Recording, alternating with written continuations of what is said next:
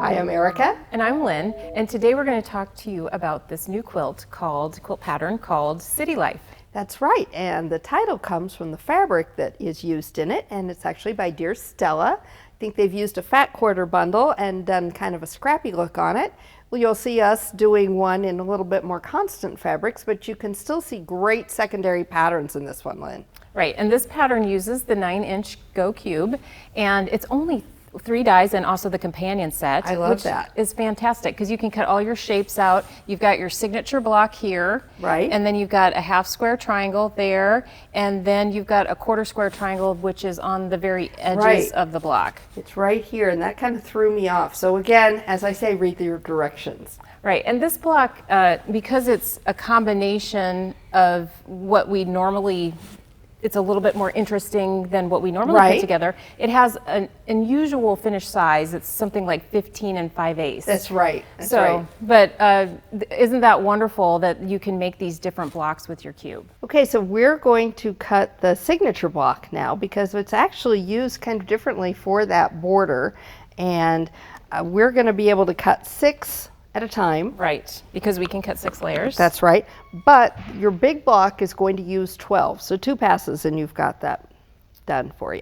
And I also wanted to just make sure that I reiterate that we do have this on the lengthwise grain, and then we are fan folding this because the signature block is not directional. So I'm just making sure as I fan fold that I have my fabric just over those die blades. And we've all done it where we missed the fold, so that's a really good reminder. Right, you want to double check that, and then your mat, okay. We'll cut that out. So then I'm going to go ahead and show you how we're putting this together. It just goes together a little differently here with our signature block for this border. Okay, and we already have... Now this is a great instance where I cheated. I almost started laying out some of my half squares. To make this go together a little bit easier, you can lay it out ahead of time and see that we're going to be sewing these 2 pieces together, then these 2, so that we've got a nice easy seam. So I'm going to go ahead and work on that. Lynn's going to talk about our corner pieces that we're putting together here too. Okay, I love those tricks because it's, you know, when you first glance at this, it looks like, oh, I have a Y seam. It does. And but you that don't. That was what I thought at first. Exactly what I thought at first. A tip to not have to worry about that. So what I'm going to do while Erica is sewing, I'm going to cut this quarter square that's right here that finishes off the block on the corners. And so that's the shape we have right here. And I am going to cut the 4 pieces that we need to finish off the block that we're working on. And again, I have my lengthwise grain and going in the right direction, and I'm just fan folding so that I'm covering up my shape. Good reminders. I just love this Go Big cutter. It's so fast and easy. All right. Kind of had a little race there to see which one of us was done first, Lynn. I'm going to go ahead and press these out while you keep going so that these will be ready to sew together. So this could be a new thing where we, you know, sew quilts together. It could be. They go together even faster. We could make some record time, I'm thinking. Okay, so I've got these together, and then we're going to be able to put this now because we've sewn those together, and I did press to the dark side on those 2. That's going to actually help me when putting these together. I can get a lock on those seams, and by that I mean that we're going to be able to check myself. I'm going to be able to look and see that those are just side by side to get a perfect point in there.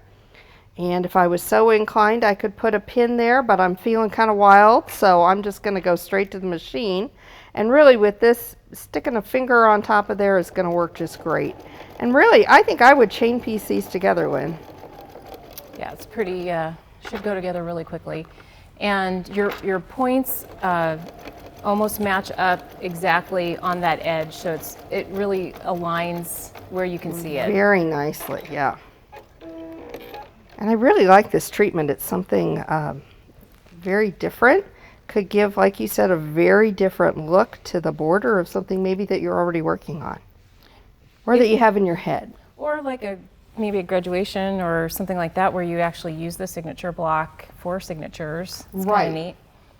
So there we've got that. You can see we've got that hourglass look right there with no Y seams and some perfect points in there. And then we would go ahead, sew these together like we have on these sides and give you almost that little diamond shape, I guess, like a real diamond, not a diamond.